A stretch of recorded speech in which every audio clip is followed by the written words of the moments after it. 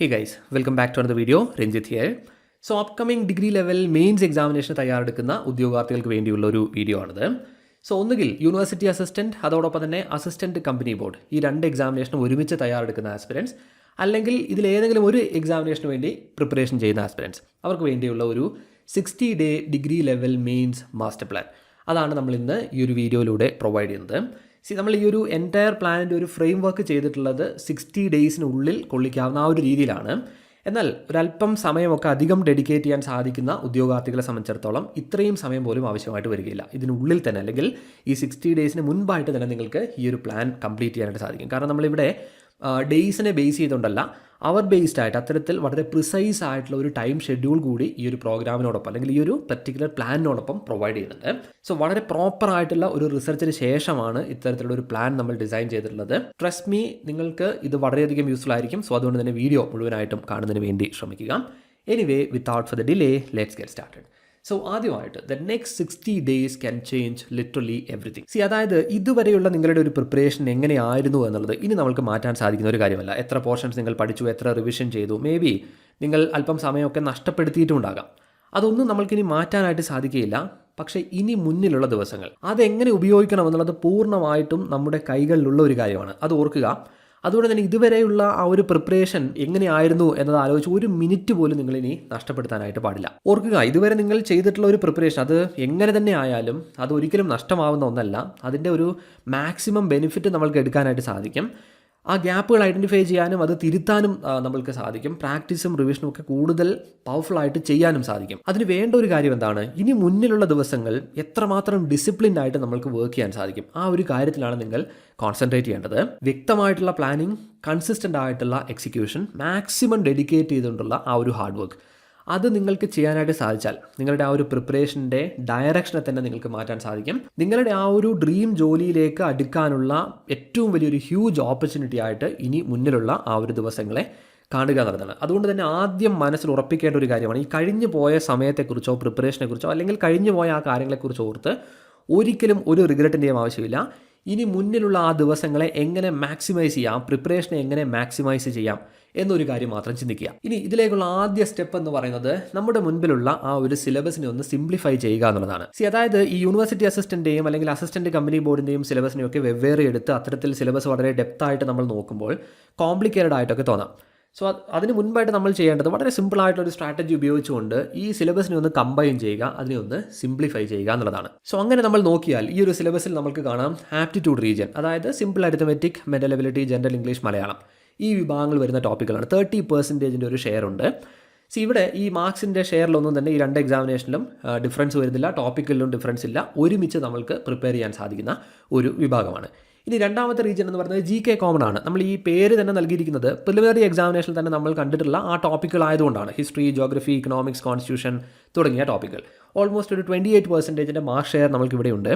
ഇത് നമ്മൾ കംപ്ലീറ്റ്ലി പുതുതായിട്ട് തുടങ്ങേണ്ട അല്ലെങ്കിൽ പഠിക്കേണ്ട ഒരു വിഭാഗമല്ല. ഓഫ് കോഴ്സ് ചില വിഭാഗങ്ങളിലൊക്കെ ഇൻഡെപ്ത് ആയിട്ട് തയ്യാറെടുക്കേണ്ട ചില കാര്യങ്ങളുണ്ട്, അഡീഷണൽ ആയിട്ട് ചുരുക്കം ചില കാര്യങ്ങളൊക്കെ ഉണ്ട്. എങ്കിലും പൊതുവിൽ നമ്മൾ ഓൾറെഡി പഠിച്ചിട്ടുള്ള അല്ലെങ്കിൽ നമുക്ക് കംപ്ലീറ്റ്ലി പരിചിതമായിട്ടുള്ള വിഭാഗമാണിത്. ഇനി അടുത്തതായിട്ട് നമ്മൾ ഉൾപ്പെടുത്തിയിരിക്കുന്നത് GK എക്സ്റ്റെൻഡഡ് എന്ന റീജിയനാണ്. അതായത് പ്രിലിംസിൻ്റെ സിലബസിൻ്റെ ഭാഗമല്ലാത്ത മെയിൻസ് ലെവൽ ടോപ്പിക്കുകൾ എന്ന് നമുക്ക് പറയാവുന്ന ജനറൽ സയൻസ്, കേരള ഗവർണൻസ് തുടങ്ങിയ വിഭാഗങ്ങൾ.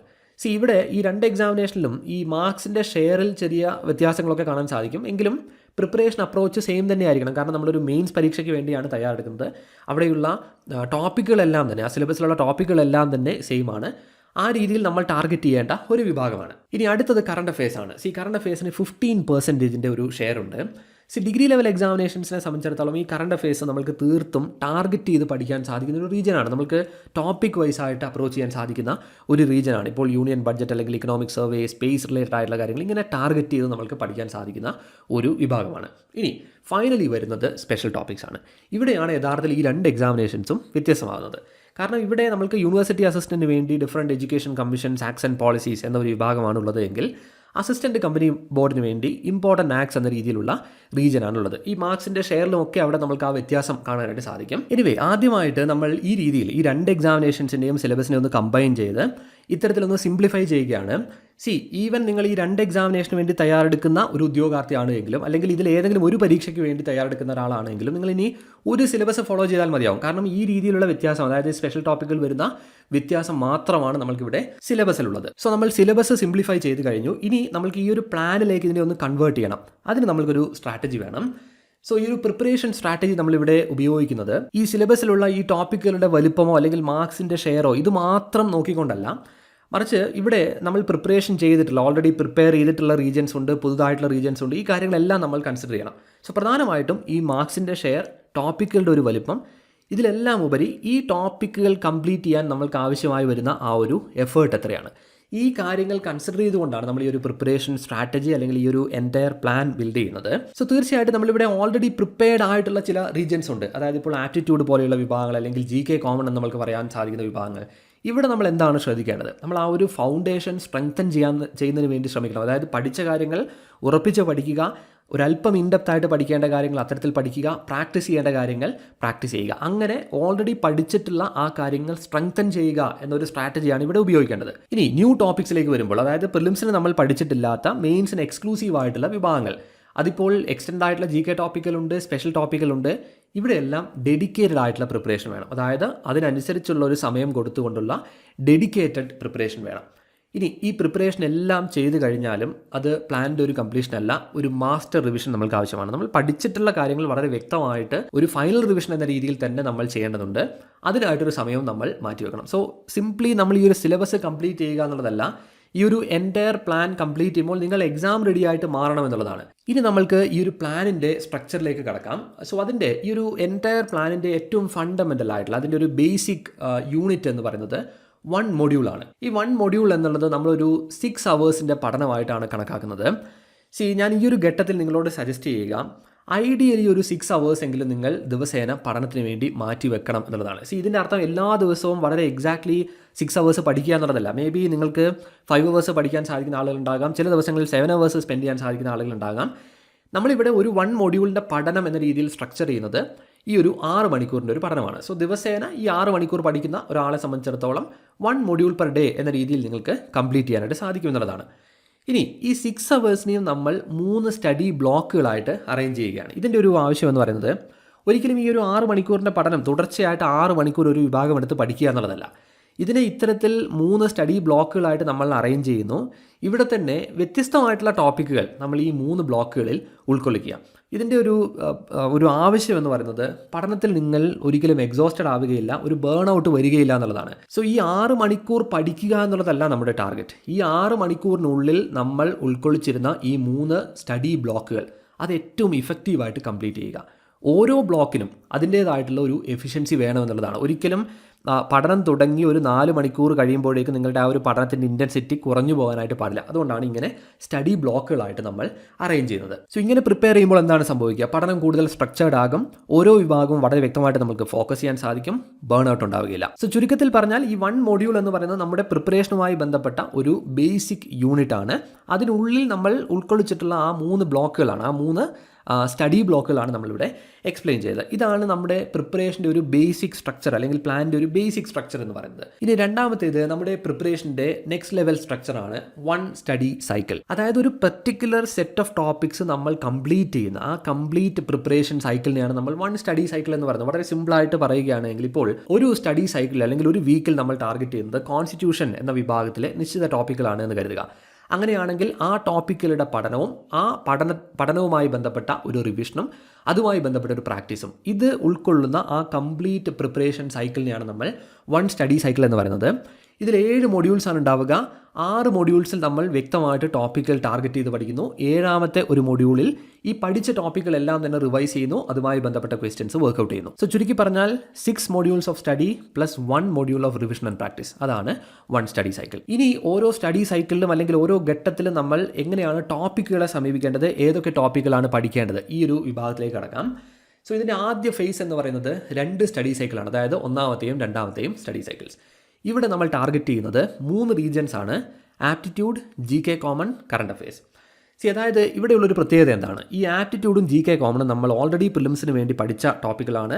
പലതവണ മേ ബി നിങ്ങൾ ഇതിൻ്റെ മുൻപൊക്കെ പ്രിപ്പറേഷൻസ് ചെയ്തിട്ടുള്ള വിഭാഗങ്ങളായിരിക്കും. സാമാന്യം കാര്യങ്ങൾ ഇവിടെ പഠിക്കാനായിട്ടുണ്ട്. അതായത് ഇപ്പോൾ GK കോമൺ എന്ന് പറയുന്നത് സ്വാഭാവികമായിട്ടും ഒരല്പം വാസ്റ്റ് ആയിട്ടുള്ള വിഭാഗമാണ്. എന്നാൽ നമ്മൾ ഓൾറെഡി പ്രിപ്പയർ ചെയ്തിട്ടുള്ള റീജിയനാണ്. ഇനി ആപ്റ്റിറ്റ്യൂഡിലേക്ക് വന്നാൽ, അതായത് simple arithmetic, mental ability, general English, Malayalam, കോൺസെപ്റ്റുകളെല്ലാം തന്നെ നിങ്ങൾ ഓൾമോസ്റ്റ് പഠിച്ചിട്ടുണ്ടാകും. പ്രാക്ടീസ് ആവശ്യമായിട്ട് വരും. മേ ബി പ്രാക്ടീസ് ബേസ് ചെയ്തുകൊണ്ടുള്ള റിവിഷനും ആവശ്യമായിട്ട് വരും. ഇത്തരത്തിലുള്ള റീജിയൻസ് ആണ്. ഇനി പുതുതായിട്ട് പഠിക്കേണ്ട വിഭാഗം എന്ന് പറയുന്നത് കറണ്ട് അഫയേഴ്സ് ആണ്.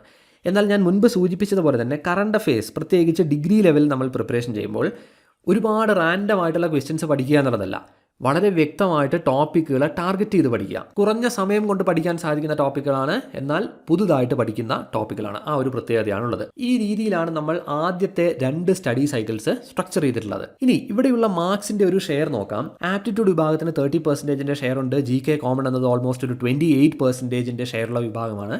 കറണ്ട് അഫയേഴ്സിന് 15% ഷെയർ ഉണ്ട്. സോ ടോട്ടലി നോക്കിയാൽ ഓൾമോസ്റ്റ് ഒരു 73% ടോപ്പിക്കുകൾ നമ്മൾ ഈ ഒരു ഘട്ടത്തിൽ അഡ്രസ്സ് ചെയ്യുകയാണ്. സോ പ്രിപ്പറേഷൻ്റെ തുടക്കത്തിൽ തന്നെ നമ്മൾ ഈ രീതിയിൽ ഈ ടോപ്പിക്കുകൾ പ്ലാൻ ചെയ്യുമ്പോൾ കിട്ടുന്ന ഒരു അഡ്വാൻറ്റേജ് എന്ന് പറയുന്നത് വലിയ കോൺഫിഡൻസോടുകൂടി നിങ്ങൾക്ക് അടുത്ത ഘട്ടത്തിലേക്ക് പ്രവേശിക്കാൻ സാധിക്കുന്നുള്ളതാണ്. കാരണം ഇത്രയും മാർക്സിൻ്റെ ഷെയറുള്ള ടോപ്പിക്കുകൾ അഡ്രസ്സ് ചെയ്ത് കഴിഞ്ഞാൽ നിങ്ങൾക്ക് അടുത്ത ഘട്ടത്തിലേക്ക് ഏറ്റവും കോൺഫിഡൻസോടുകൂടി കടക്കാം. സോ നമ്മുടെ അടുത്ത ഒരു ഫേസ് എന്ന് പറയുന്നത് study cycle 3, 4 and 5 3 study cycles ഉൾപ്പെടുന്ന വിഭാഗമാണ്. ഇവിടെ നമ്മൾ കൺസിഡർ ചെയ്യുന്നത് എക്സ്റ്റെൻഡഡ് GK എന്ന രീതിയിൽ നമുക്ക് പറയാൻ സാധിക്കുന്ന കേരള ഗവർണൻസ്, അതോടൊപ്പം തന്നെ ജനറൽ സയൻസ് ടോപ്പിക്കുകളാണ്. ഇതിൻ്റെ പ്രത്യേകത എന്താണ്? കേരള ഗവർണൻസ് നമ്മൾക്ക് വളരെ പ്രിസൈസ് ആയിട്ട് പഠിക്കാൻ സാധിക്കുന്ന ഒരു വിഭാഗമാണ്. അതിൻ്റെ റിസോഴ്സുകൾ ഉപയോഗിച്ചുകൊണ്ട് വളരെ പ്രിസൈസ് ആയിട്ട് പഠിക്കാം. ട്രിക്കി ആയിട്ട് റീജിയൻ ആണെങ്കിലും പ്രിസൈസ് ആയിട്ട് പഠിക്കാം.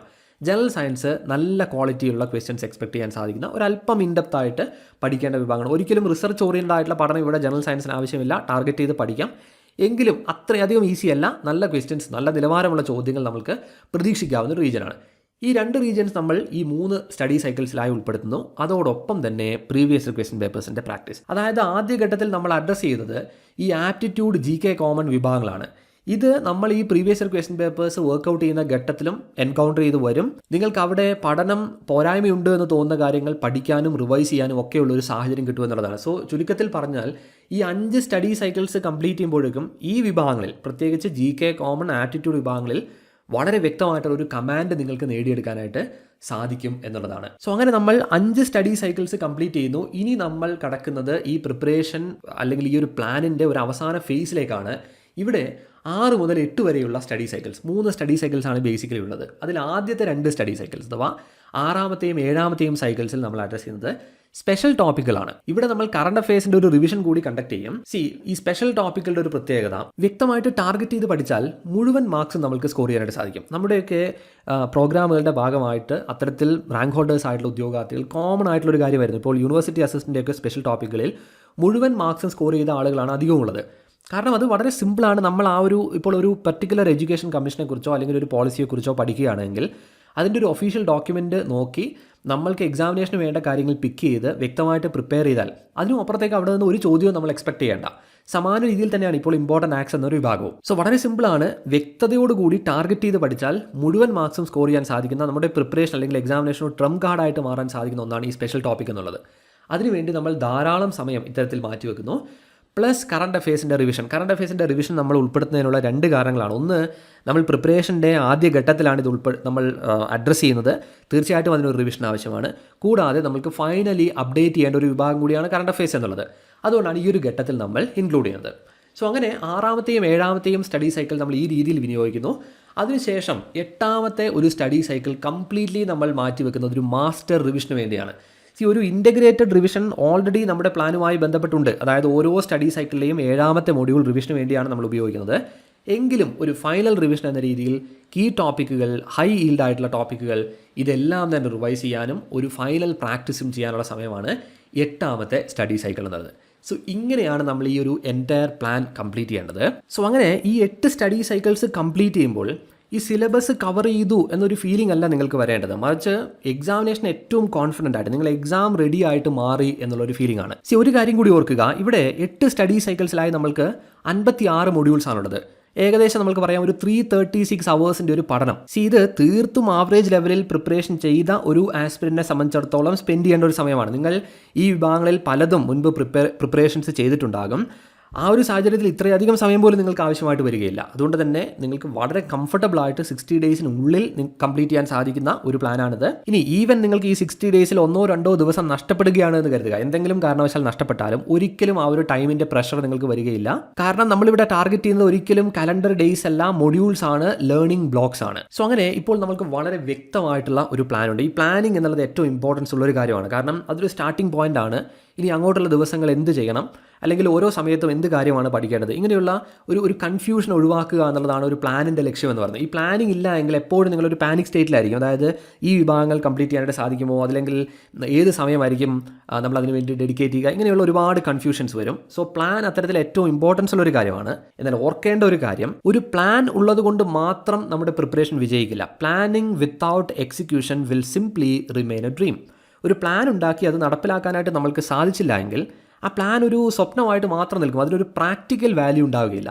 എക്സിക്യൂഷൻ എന്നുള്ളത് ഏറ്റവും അധികം ഇമ്പോർട്ടൻസ് ഉള്ള ഒരു കാര്യമാണ്. അതിന് വേണ്ട ഒരു കാര്യമാണ് കൺസിസ്റ്റൻസി എന്ന് പറഞ്ഞാൽ ദിവസേന 6 മണിക്കൂർ 10 മണിക്കൂർ പഠിക്കുക എന്നുള്ളതല്ല, ആ ഒരു പ്രിപ്പറേഷൻ ഫ്ലോ ബ്രേക്ക് ചെയ്യാതെ അതിനെ മെയിൻറ്റെയിൻ ചെയ്യുക എന്നുള്ളതാണ്. അതിന് നിങ്ങൾക്കൊരു അക്കൗണ്ടബിലിറ്റി വേണം. അതായത് നമ്മൾ തീരുമാനിച്ചിട്ടുള്ള ആ കാര്യങ്ങൾ കൺസിസ്റ്റൻ്റ് ആയിട്ട് എക്സിക്യൂട്ട് ചെയ്യുന്നു എന്ന് ഉറപ്പുവരുന്നതിന് വേണ്ടിയുള്ള ഒരു അക്കൗണ്ടബിലിറ്റി സിസ്റ്റം നിങ്ങളുടെ പ്രിപ്പറേഷൻ്റെ ഭാഗമായിട്ട് തന്നെ വേണം എന്നുള്ളതാണ്. അതോടൊപ്പം തന്നെ ഫൈനലി വേണ്ട ഒരു കാര്യമാണ് ഈ പ്രോഗ്രസ് ട്രാക്കിംഗ് എന്നുള്ളത്. അതായത് ഈ പ്രിപ്പറേഷൻ ചെയ്തു പോകുന്ന ഘട്ടത്തിൽ നമ്മൾ ഈ ടോപ്പിക്കുകൾ കംപ്ലീറ്റ് ചെയ്തു എന്നുള്ളത് മാത്രം അനലൈസ് ചെയ്യുകയല്ല, നിങ്ങൾ ഓരോ ഘട്ടത്തിലും എത്രമാത്രം എക്സാം റെഡി ആയിട്ട് വരുന്നു എന്നുള്ളൊരു കാര്യം വ്യക്തമായിട്ട് നിങ്ങളൊന്ന് ട്രാക്ക് ചെയ്യുക. അതായത് സിംപ്ലി സിലബസ് കംപ്ലീറ്റ് ചെയ്യുകയല്ല, നമ്മൾ ഉദ്ദേശിച്ച ആ രീതിയിൽ പഠനം എക്സിക്യൂട്ട് ചെയ്യാനായിട്ട് നമുക്ക് സാധിക്കണം. എങ്കിൽ മാത്രമേ നിങ്ങൾ എക്സാം റെഡി ആയിട്ട് മാറുകയുള്ളൂ. സോ ഈ രീതിയിൽ വളരെ വ്യക്തമായിട്ടുള്ള ഒരു പ്ലാനോടുകൂടി കൺസിസ്റ്റൻ്റ് ആയിട്ട് ഈ പഠിക്കേണ്ട കാര്യങ്ങൾ എക്സിക്യൂട്ട് ചെയ്യുന്നതിന് വേണ്ടി ശ്രമിക്കുക. സോ എക്സാക്ട്ലി ഈ ഒരു പ്ലാനിനെ ബേസ് ചെയ്തുകൊണ്ട് നമ്മൾ അപ്കമിംഗ് ഡിഗ്രി ലെവൽ മെയിൻസ് എക്സാമിനേഷന് വേണ്ടി ഡിസൈൻ ചെയ്തിട്ടുള്ള ഒരു പ്രോഗ്രാമാണ് degree level mains master program. അതായത് ഒന്നുകിൽ യൂണിവേഴ്സിറ്റി അസിസ്റ്റൻറ്റ്, അതോടൊപ്പം തന്നെ അസിസ്റ്റൻറ്റ് കമ്പനി ബോർഡ്, ഈ എക്സാമിനേഷൻസിന് ഒരുമിച്ച് തയ്യാറെടുക്കുന്ന ഉദ്യോഗാർത്ഥികൾ, അല്ലെങ്കിൽ ഇതിലേതെങ്കിലും ഒരു എക്സാമിനേഷൻ ടാർഗറ്റ് ചെയ്തുകൊണ്ട് പ്രിപ്പറേഷൻ ചെയ്യുന്ന ഉദ്യോഗാർത്ഥികൾ, ഇവർക്ക് സ്യൂട്ടബിൾ ആവുന്ന രീതിയിൽ വളരെ ടൈലർ മെയ്ഡ് ആയിട്ടുള്ള ഒരു കംപ്ലീറ്റ് സ്ട്രക്ചേർഡ് പ്രിപ്പറേഷൻ സിസ്റ്റമാണിത്. വളരെ സ്ട്രക്ചേർഡ് ആയിട്ടുള്ള പ്രിസൈസ് ആയിട്ടുള്ള ടൈം ഷെഡ്യൂൾ ഉൾപ്പെടുത്തിക്കൊണ്ടുള്ള ഒരു സ്റ്റഡി പ്ലാൻ, അതോടൊപ്പം തന്നെ എക്സാം ഓറിയൻറ്റഡ് ആയിട്ടുള്ള സ്റ്റഡി മെറ്റീരിയൽസ്, പ്രാക്ടീസ് ടെസ്റ്റുകൾ, ഒരു ഇൻ്റഗ്രേറ്റഡ് ആൻഡ് മാസ്റ്റർ റിവിഷൻ, ഇതെല്ലാം തന്നെ ഈ ഒരു പ്രോഗ്രാമിൻ്റെ ഭാഗമായിരിക്കും. കൂടാതെ ഈ പ്രോഗ്രാമിൻ്റെ ഭാഗമാകുന്ന ഉദ്യോഗാർത്ഥികൾക്ക് നമ്മളൊരു 1-to-1 പേഴ്സണൽ മെൻറ്റർഷിപ്പും പ്രൊവൈഡ് ചെയ്യുന്നതാണ്.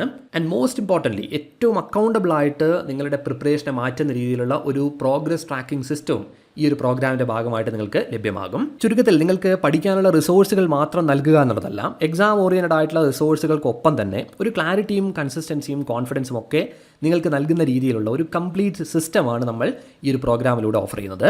ഈ ഒരു പ്രോഗ്രാമുമായി ബന്ധപ്പെട്ട മുഴുവൻ വിവരങ്ങളും ഈ ഒരു വീഡിയോയുടെ ഡിസ്ക്രിപ്ഷനിലും അതോടൊപ്പം തന്നെ നമ്മുടെ പബ്ലിക് ടെലിഗ്രാം ചാനലിലും ഒക്കെ നമ്മൾ ഇൻക്ലൂഡ് ചെയ്യുന്നതാണ്. താല്പര്യമുള്ള ഉദ്യോഗാർത്ഥികൾക്ക് ജോയിൻ ചെയ്യാം. ഓർക്കുക, അതായത് ഇനി മുൻപിലുള്ള ഈ ദിവസങ്ങൾ എന്ന് പറയുന്നത് നിങ്ങളെ സംബന്ധിച്ചിടത്തോളം ഒരു വലിയ ഓപ്പർച്യൂണിറ്റിയാണ്. ഞാൻ ഈ വീഡിയോയുടെ തുടക്കത്തിൽ സൂചിപ്പിച്ചതുപോലെ തന്നെ ഈ കഴിഞ്ഞ കാര്യങ്ങളെക്കുറിച്ച് ഓർത്ത് ഇനി ഒരിക്കലും ഒരു മിനിറ്റ് പോലും നിങ്ങൾ നഷ്ടപ്പെടുത്താനായിട്ട് പാടില്ല.